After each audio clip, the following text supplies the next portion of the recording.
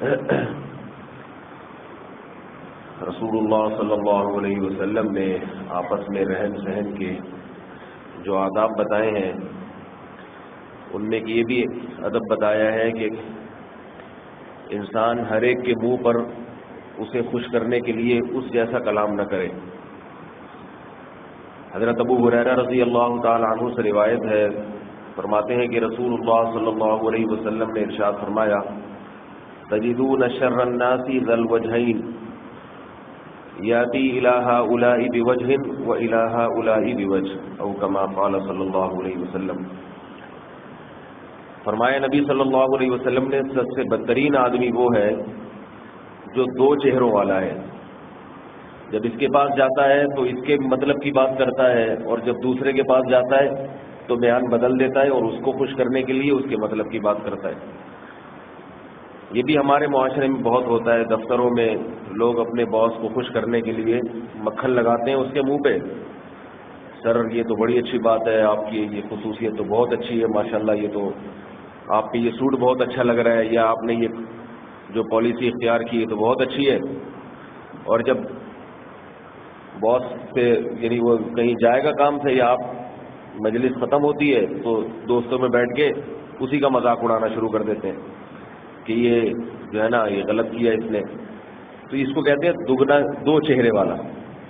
ادھر آ کے اس کے مطلب کی، ادھر جا کے اس کے مطلب کی۔ ایک دوست کے سامنے کچھ اور بات کر رہا ہے، دوسرا آئے گا تو اس کے سامنے کچھ اور بات۔ یہ کام وہ شخص کرتا ہے جو ہر ایک کی نظر میں عزت کمانا چاہتا ہے، اس کو پتہ ہے کہ اس کے سامنے یہ بات کروں گا تو یہ میری عزت کرے گا، اور اس کے سامنے یہ بات کروں گا تو یہ میری عزت کرے گا۔ جب مولوی صاحب سے ملاقات ہوتی ہے تو اچھی اچھی اسلام کی باتیں، ماشاءاللہ بھائی اللہ نے ہمیں نماز کا حکم دیا، روزے کا حکم دیا، ماشاءاللہ بڑا اچھا ہے، کتنا اچھا رمضان ہے۔ اور جب دیکھا بھائی کوئی بے دین آدمی ہے تو اس کے منہ پہ وہی باتیں شروع کر دی کہ بھئی یہ مولویوں نے مروا کے رکھا ہوا ہے، روزے رکھوا کے، فضائل سنا کے، نمازوں میں لگا کے، پتہ نہیں جو ہے نا ان کو اور کوئی کام ہی نہیں ہے۔ ہمارے ایک دوست تھے، سردیوں کے روزے تھے، ہم اس وقت ذرا عمر میں کم تھے، تو سردیوں میں ایسے ٹھکا نمازیں آتی ہیں، اور رمضان میں عام طور پہ مسلمان نمازیں پڑھتے بھی ہیں۔ تو ادھر افطاری ہوئی، مغرب کی نماز، ابھی مغرب کے بعد گھر آئے ہیں، تھوڑی دیر میں عشاء ہو جاتی ہے، اور مغرب سے پہلے عصر تھی، عصر پڑھ کے ابھی آئے کہ مغرب شروع۔ تو سردیوں میں یہ عصر مغرب عشاء بہت جلدی آتی ہے۔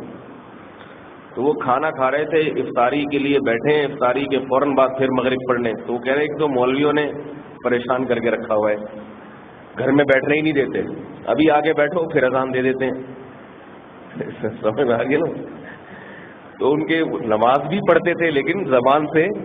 دل کی بات نکل گئی، کہہ رہے یہ مولویوں نے بڑا پریشان کر کے رکھا ہے، گھر میں بیٹھنے ہی نہیں دیتے ہیں، ابھی نماز پڑھ کے آگے بیٹھے ہیں، افطاری کی ہے، 2 نوالے کھائے ہیں، پھر مسجد میں جاؤ، پھر آگے بیٹھیں گے، پھر تراویح کے لیے بلا لیں گے۔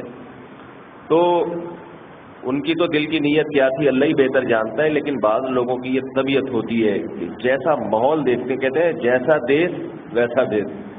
تو یہ بہت بدترین حرکت ہے۔ اللہ کے رسول صلی اللہ علیہ وسلم نے ایسے شخص کو لوگوں میں سب سے بدترین قرار دیا کہ اس کے اندر کا پتہ ہی نہیں چلتا کہ اس کے اندر کیا ہے، یہ ذاتی طور پر کیسا ہے، مذہبی آدمی ہے یا دین سے نفرت کرنے والا ہے، اندر اس کے کیا ہے یہ نہیں پتہ چلتا، کبھی بھی پتہ نہیں چلتا ہے۔ اور ایسے شخص کو اللہ تھوڑے دنوں میں ذلیل بھی کر دیتے ہیں۔ اس کی نیت تو یہ ہوتی ہے نا کہ میں عزت حاصل کروں گا، اس کی نظر میں بھی اس کی نظر میں بھی، تھوڑے دن کی عزت ہوتی ہے، لیکن اللہ اس کے راز کو لوگوں کے سامنے ظاہر کر دیتے ہیں کہ بھئی یہ ہر ایک کے سامنے اس کو خوش کرنے کے لیے اسی کی سی بات کہتا ہے، تو جس عزت کے لیے اس نے یہ کام کیا تھا وہ عزت بھی ختم ہو جاتی ہے۔ تو یہ حدیث ذہن میں رکھیں کہ 2 منہ والا، 2 چہروں والا، ادھر جا کے اس کے مطلب کی، ادھر جاتا ہے تو اس کے مطلب کی، تو ایسا شخص اللہ کے رسول صلی اللہ علیہ وسلم نے فرمایا شر الناس، لوگوں میں سب سے بدترین ہے۔ حضرت عبداللہ ابن عمر رضی اللہ عنہما کے سامنے کسی نے کہا کہ اس شخص کے بارے میں آپ کیا کہتے ہیں جو ہر ایک کے منہ پر اسی کسی بات کہتا ہے؟ تو حضرت عبداللہ ابن عمر نے فرمایا کنا نعد ذلك فی زمن النبی صلی اللہ علیہ وسلم نفاقا، ہم رسول اللہ صلی اللہ علیہ وسلم کے زمانے میں اس کو نفاق سمجھتے تھے، منافقت، ایسے آدمی کو ہم منافق کہتے تھے تو اس لیے اپنے اندر محاسبہ کرنا چاہیے، اپنے بارے میں سوچنا چاہیے کہ ہم بھی ایسا تو نہیں ہے کہ جہاں بیٹھتے ہیں اسی کے گیت گانا شروع کر دیتے ہیں۔ اگر آپ کو کسی کی کوئی بات بری لگتی ہے، آپ اس سے متفق نہیں ہیں، تو اور آپ میں یہ بھی ہمت نہیں ہے کہ ہاں میں یعنی اس سے کا انکار کریں، تو خاموشی اختیار کر لے انسان، ہاں میں ہاں نہ ملائے۔ کوئی شخص غلط بات کر رہا ہے، آپ کو یہ ڈر ہے کہ میں اگر اس کی غلط بات کی تردید کروں گا تو یہ مارے گا یا ناراض ہو جائے گا یا میں برداشت نہیں کر سکتا، تو شریعت پھر اجازت دیتی ہے کہ خاموشی اختیار کر لو، ہاں میں ہاں نہ ملاؤ۔ ہاں میں ہاں ملانا پھر یہی منافقت ہے کہ دل میں نہیں ہے لیکن اوپر سے آپ ایسا کہہ رہے ہیں۔ اللہ تعالیٰ اس برائی سے ہم سب کو بچنے کی توفیق عطا فرمائے۔ سبحانک اللہم و بحمدک۔